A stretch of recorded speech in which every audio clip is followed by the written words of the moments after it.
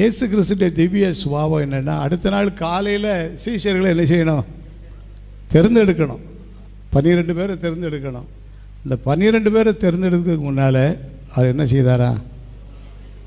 நீண்ட நேரம் ராம் முழுவதும் ஜெபம் பண்ணிட்டு இருக்கிறாரு. பொழுது விடிந்த உடனே அவருடைய வேலை சீஷர்களை ஆயத்தம் பண்ணணும். அவங்க உலகத்தை கலக்கிறவங்களாக மாறினாங்க.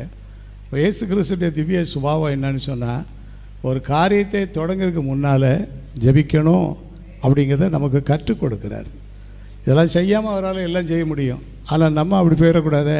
படாருன்னு ஜெபம் இல்லாமல் கொள்ளாமல் போயிட்டோம்னா நமக்கு அந்த ரட்சிப்பு பயன்படாமல் போயிடும். ஆகிய ஆண்டவர் நமக்கு கற்றுக் கொடுத்த பாடம் என்னன்னு சொன்னால், ஒரு காரியத்தை செய்வதற்கு முன்னாலேயே நம்ம என்ன செய்யணும்?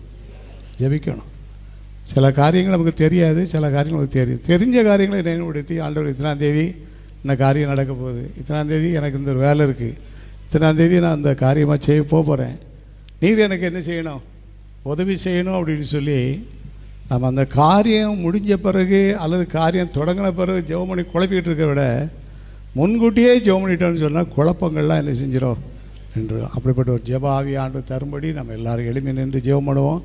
ஆண்டவர் ஆசீர்வதிப்பார். ஒரு காரியத்தை செய்வதற்கு முன்பாக, தொடங்குவதற்கு முன்பாக இயேசு கிறிஸ்து அந்த காரியத்துக்காக ஜெபம் பண்ணார். இப்படி நம்ம ஜெபம் பண்ணி போகும்போது அந்த காரியங்கள் எல்லாம் மாறுதலாக என்ன செய்யும்? நிச்சயமாக முடியும். கர்த்தர் நம்மை ஆசீர்வதிப்பார். எல்லோரும் ஜெபம் பண்ணிடுவோமா? ஆமென். எல்லோரும் ஜெபம் பண்ணிடுங்க. கர்த்தர் நம்மை ஆசீர்வதிக்கும்படியாக.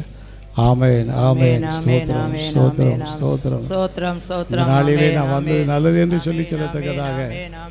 ஆமென், ஆமென். ஸ்தோத்திரம். எல்லாரும் ஆண்டவரே, எந்த ஒரு காரியத்துக்கு நான் சென்றாலும் செல்வதற்கு முன்பாக, சின்ன காரியமோ பெரிய காரியமோ, ஆண்டவரே நான் அதுக்கு ஜெபம் பண்ணிட்டு செல்ல எங்களுக்கு உதவி செய்ய முடியாது.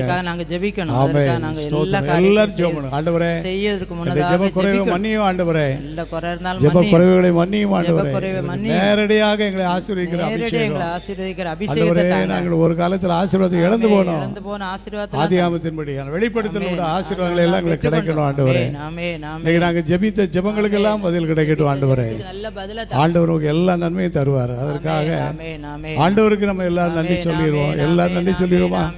இந்த ஆண்டிலும் நம்ம வந்து ஜெபித்து செல்ல ஆண்டவருக்கு துணை செய்கிறாரு. அல்லேலூயா.